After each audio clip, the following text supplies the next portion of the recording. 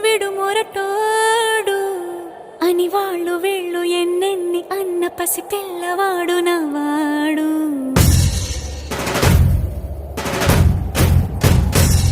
విడు ముండోడు అని ఊరు వాడ అనుకున్న గాని మహారాజు నాకు నవాడు.